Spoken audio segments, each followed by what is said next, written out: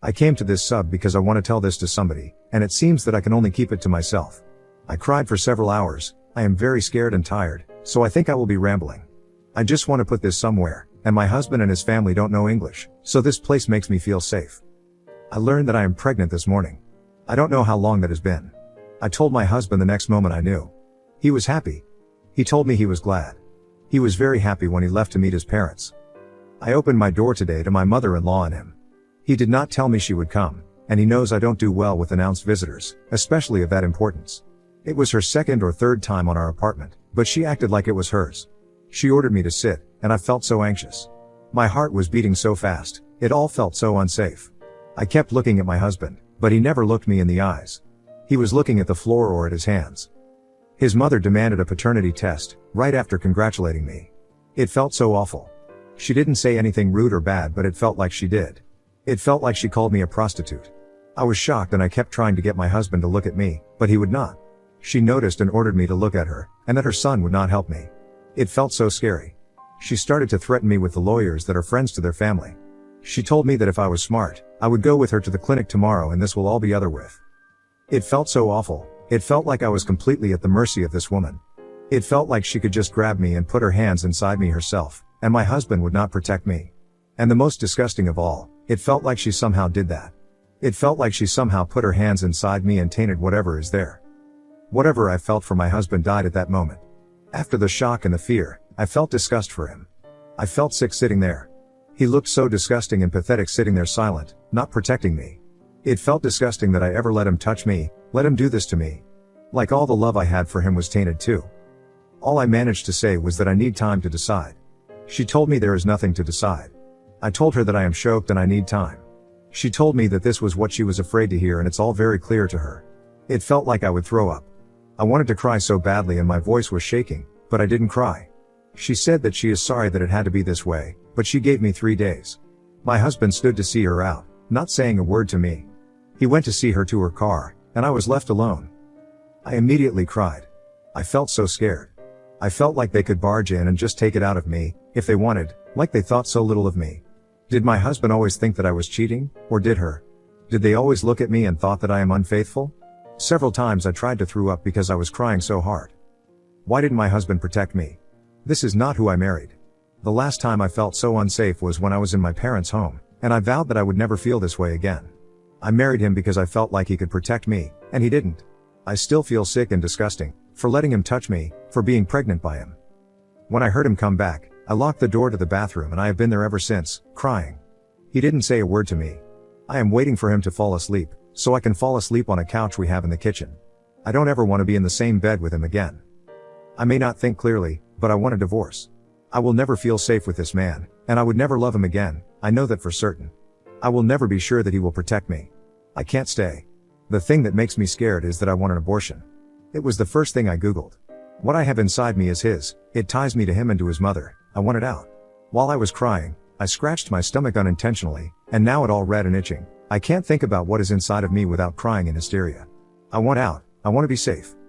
It's strange and cruel, but I don't feel bad for wanting a divorce. I will lose the future that I wanted, and all my friends, and I will have to start all over again, but I did it once, when I left my birth house, I will do it again. I feel nothing towards what is inside of me, it reminds me of his mother and it scares me. I want it out. I never thought about abortion before, never been around pregnant people much.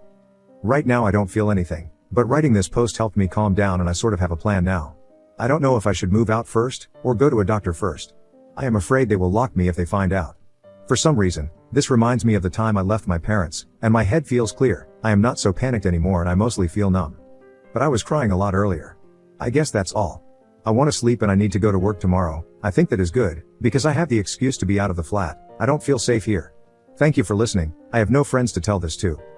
Comments where Op has replied. Commercial_world_834. Get a paternity test, then get an abortion and file for divorce. If you get the abortion before the paternity, they will turn it around on you. He is a coward and his mother will spin the narrative in their favor.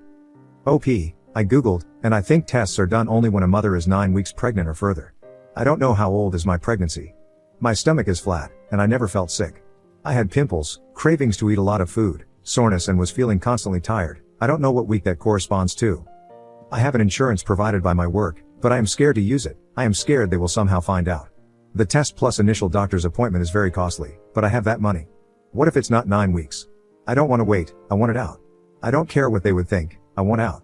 It's all very confusing. It feels like I can't think about doctors, tests and lawyers at the same time. Update 1. Hello, everyone. First of all, I want to say thank you to everybody. I have never received so many comments and messages in my life. It doesn't feel real. So many people worrying about me, offering their advice, it really helped me, because I have felt very alone.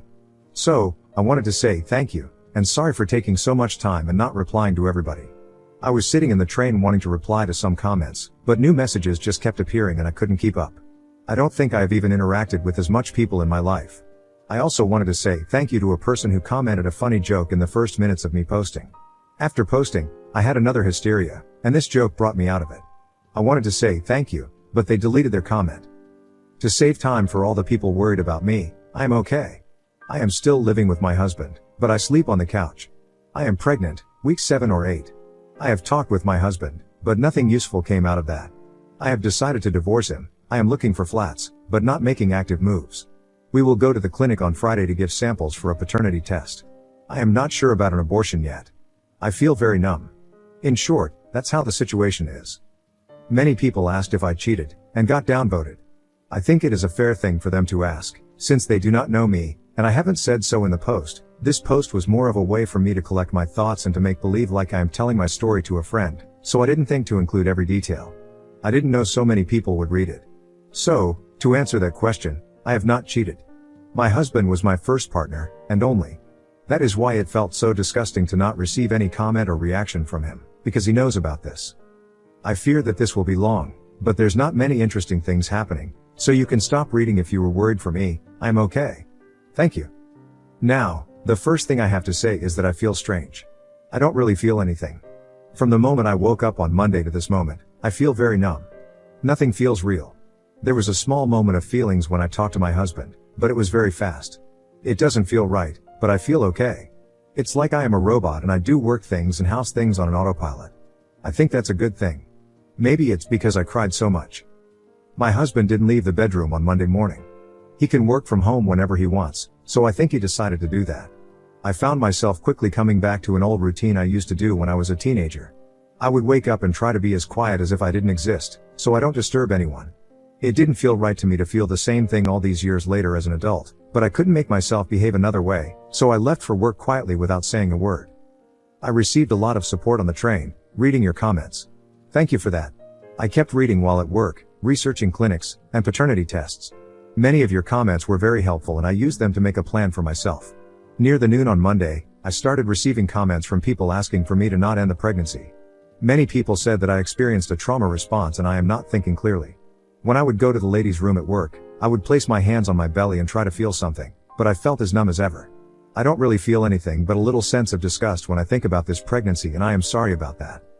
I also looked at apartments, because while I feel numb, I still feel very strongly that I want a divorce, or at least a safe flat that is only mine.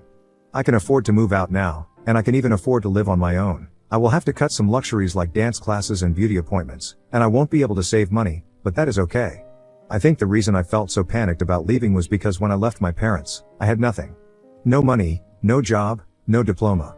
I had to live with 3 other people in a small apartment and I still didn't have enough money for food. Realizing that I can live somewhat comfortably on my own money have helped me to calm down, and now I feel numb even about a divorce.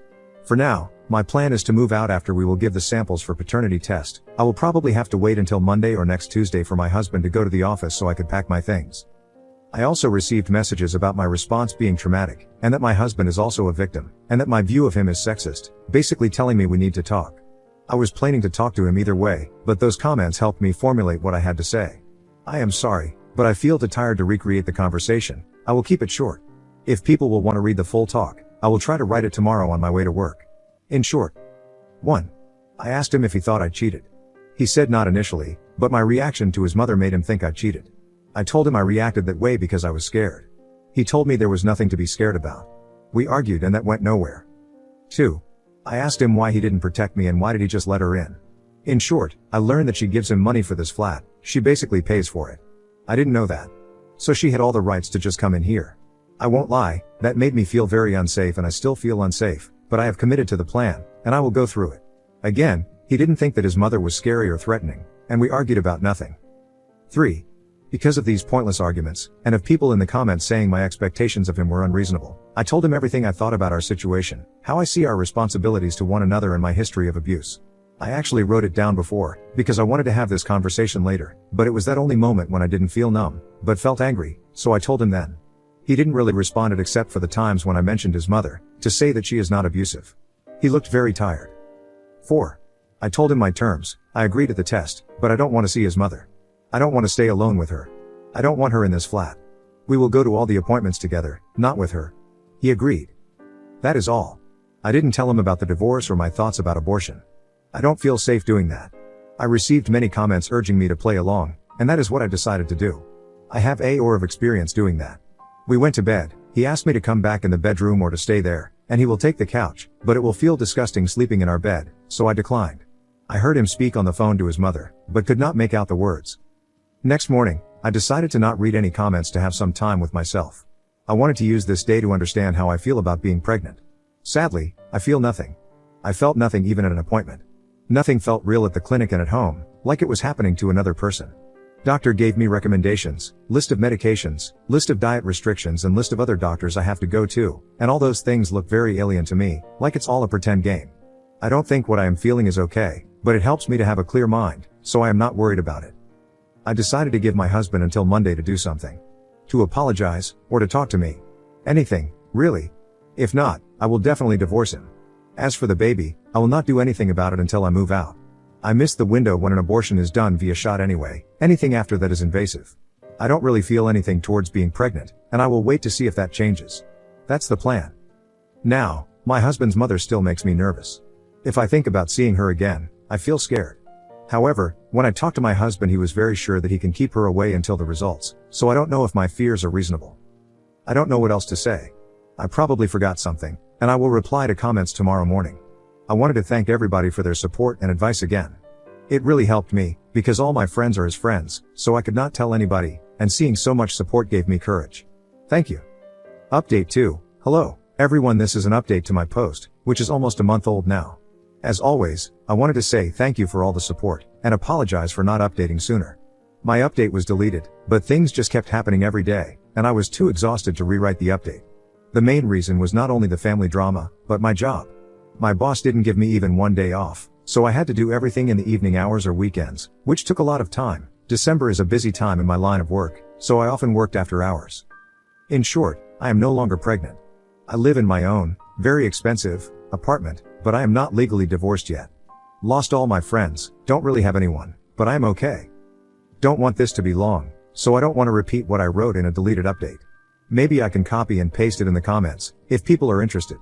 Writing down all that has happened feels like an impossible task, so please forgive me if I feels like some details are missing. I would try to stay in the comments and answer the questions, if you have any, because I feel like I owe you that after all the support I got here.